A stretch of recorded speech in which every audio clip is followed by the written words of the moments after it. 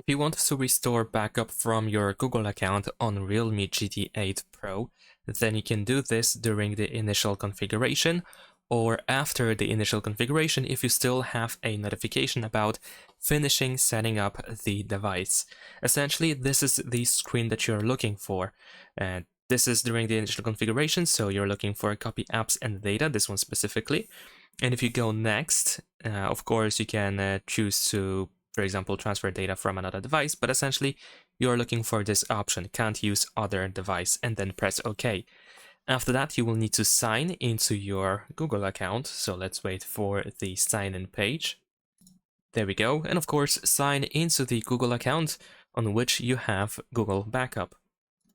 After that, once you agree to Google Terms of Service, then you should see all the backups that you have on your account, so then you can use the backup and load it on your phone.